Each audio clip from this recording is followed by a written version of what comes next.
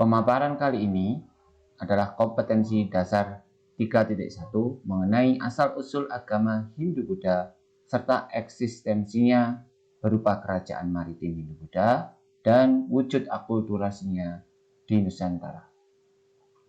Masuknya kebudayaan Hindu-Buddha dikarenakan adanya jalur pelayaran India-Cina. Jalur ini dibagi menjadi dua sebenarnya. Pada awalnya adalah jalur darat India ke Cina. Karena banyaknya perampok di darat dan tidak amannya barang-barang yang akan dikomoditaskan menjadi barang perdagangan, maka diubahlah jalur darat tadi menjadi jalur laut. Seperti tertera pada peta, jalur ini dinamakan dengan jalur sutra. Mengapa kok dinamakan dengan jalur sutra? Dikarenakan barang yang diperdagangkan umumnya adalah kain sutra. Kain sutra berasal dari Cina.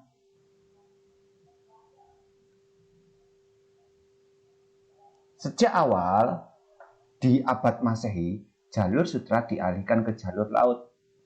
Karena situasi sudah tidak aman ya, seperti yang sudah saya jelaskan di peta tadi.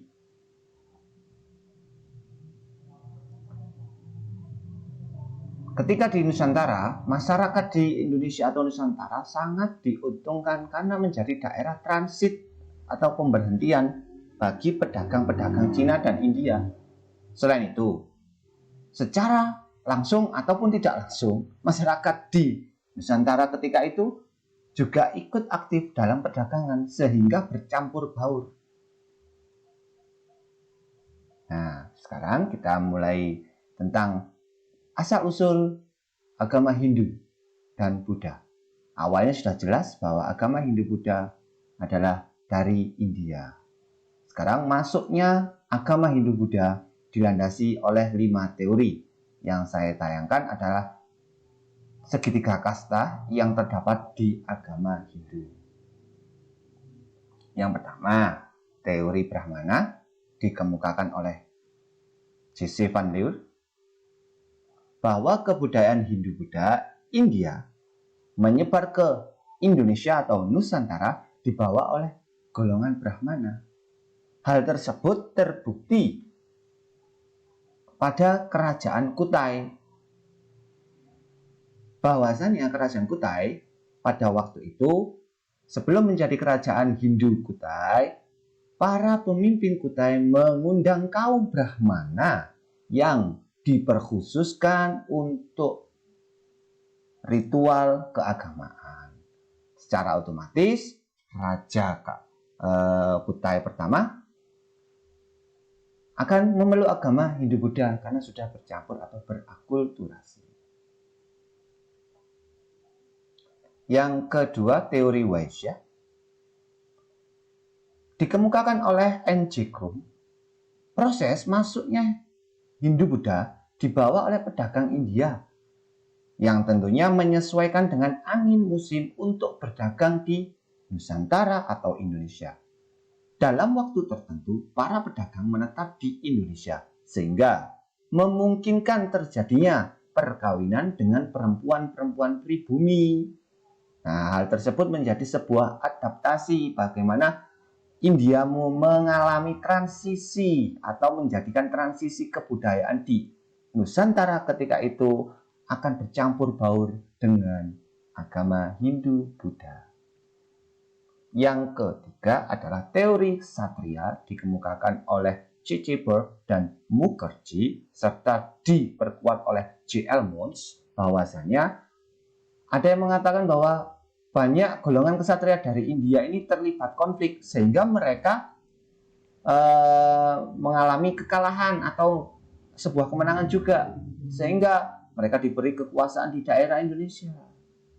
Hadiahnya ini dinikahkan dengan putri dari kepala suku menurut C.C. Burke. Sedangkan Mukherjee ini membangun koloni yang baru, membangun kerajaan baru di Nusantara. Kemudian yang ketiga, adanya kehancuran di India Selatan, mereka lari ke Nusantara sehingga membentuk kerajaan yang baru. Itu katanya C.L. Mons.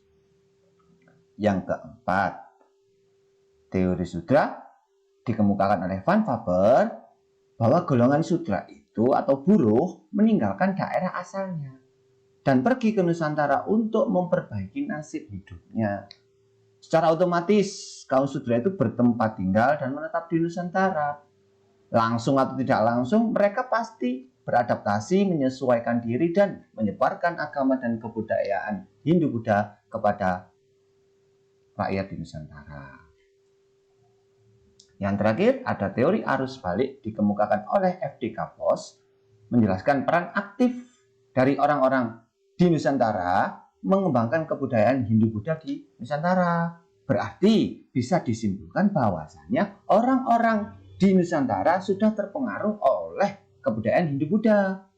Sehingga mereka kembali atau mereka belajar dulu ke India sehingga mereka kembali setelah mendapatkan ilmunya dan menyebarkannya di Nusantara. Arus balik oleh F.D. Kapos. Tugas yang pertama,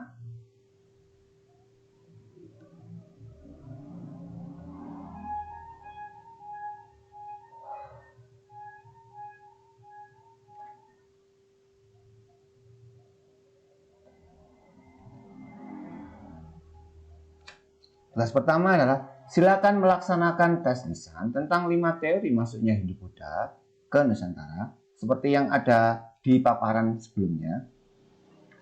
Sehubungan dengan pembelajaran jarak jauh, maka bagi individu dan kelompok silakan melaksanakan itu dengan cara WA video call secara mudah saja ya. Komunikasikan dengan pengajar. Jika melebihi 10 orang dalam waktu bersamaan, silakan menggunakan aplikasi Zoom atau Google Meet. Batas waktu atau rentang waktu adalah 3 jam pertemuan, dimulai dari 16 Juli sampai 30 Juli 2020. Maksimal saya menerima sampai pukul 6, jadi lebih dari jam 6 malam, ya mohon maaf. Sesuai dengan jam kerja ya, Senin sampai Jumat. Sabtu Minggu adalah waktu kita untuk berlibur. Yang sudah siap langsung laksanakan. Misalkan 1 orang siap, langsung saja. Jangan menunggu teman yang lain. Oke. Yang dikemukakan adalah 5 teori tentang masuknya Hindu-Buddha tanpa teks. Berarti silakan kalian melatih diri kalian menghafalkan 5 teori tadi dengan bahasa kalian. Saya tidak ingin muluk-muluk. Oke. Sedangkan untuk mengisi 3 JP, silakan kalian nanti menganalisa kerajaan maritim Hindu-Buddha di Indonesia. Tentunya silakan bentuk kelompok, kemudian buatlah media pembelajaran, entah itu PPT, entah itu video, tentang kerajaan maritim Hindu-Buddha di Nusantara. Sedangkan ketentuannya, kelompok, materi, dan pembagian kelompok, nanti akan saya bagi di Google Classroom, akan saya lampirkan kelompok-kelompoknya. Pada pertemuan terakhir, kelompok yang akan saya tunjuk, baik dari kelas IPS 1, 2, dan 3, wajib mempresentasikan hasil kerjanya melalui Google Meet. Jadi, di akhir jam pertemuan atau 3 JP-nya, nanti silakan semuanya mengikuti kelas Google Meet yang akan saya tayangkan. Dan saya sebarkan sebelum kita Google Meet. Pada hari Kamis ya tentunya, sesuai jam pelajaran.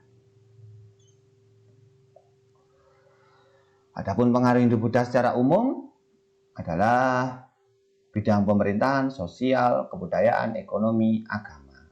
Banyak sekali pengaruhnya. Bidang pemerintahan contohnya, kedudukan kepala suku digantikan oleh raja. Dahulunya di masa praaksara yang menganut animisme dan dinamisme, mereka turun-temurun dengan sistem primus inter pares atau sistem sebuah kewibawaan dari seorang kepala suku. Nah, akhirnya digantikan oleh sistem raja, seperti halnya di India. Jadi, yang berhak menjadi raja adalah anaknya raja. Otoriter sifatnya kalau bahasa sekarang. Yang kedua, bidang sosial, munculnya sistem kasta, ada 4 kasta, disebut dengan segitiga kasta, pasti menimbulkan perbedaan. Ini pun juga terkait dengan fungsi-fungsinya. Ada Brahmana, Satria, Waisya, dan Sudra. Oke, lanjutkan bahwasanya bidang ekonomi, munculnya pusat-pusat perdagangan yang berkembang menjadi pusat kerajaan sejak terbentuknya jalur perdagangan mengakibatkan kapal-kapal dagang banyak yang singgah, sehingga mengakibatkan sebuah rute perdagangan atau sebuah siklus perdagangan yang sangat berjalan dengan baik. Kemudian di bidang agama, berkembangnya pusat kerajaan dan pusat penyebaran Hindu-Buddha di berbagai wilayah ini menjadikan sebuah kepercayaan roh halus atau animisme dan dinamisme berubah menjadi pemujaan terhadap dewa-dewa. Adapun contohnya banyak sekali ya, contohnya di seni bangunan, seni rupa dan ukir, sastra dan aksara. Silakan dipelajari sendiri. Nah, nantinya pasti dari wujud akulturasi adalah terkait dengan kerajaan. Berarti kerajaan tadi akan berakulturasi. Apa saja akulturasinya dengan masyarakat yang ada di sekitarnya. Silakan kalian tampilkan di situ di tugas kalian. Oke, sekian materi 3.1 tentang asal-usul Hindu-Buddha, masuknya Hindu-Buddha, teori masuknya Hindu-Buddha, eksistensinya, kerajaan maritim Hindu-Buddha, dan wujud akulturasinya. Tetap semangat, jaga kondisi, sesuaikan diri dengan protokol COVID-19. Ya, pemaparan dari saya silakan dilaksanakan dengan sebaik-baiknya tanpa mengurangi rasa kekurangan dengan moda daring. Saya menekankan kepada kalian bahwasanya kalian harus melaksanakan tugas dengan baik sebagai kewajiban dari seorang pelajar. Saya akhiri.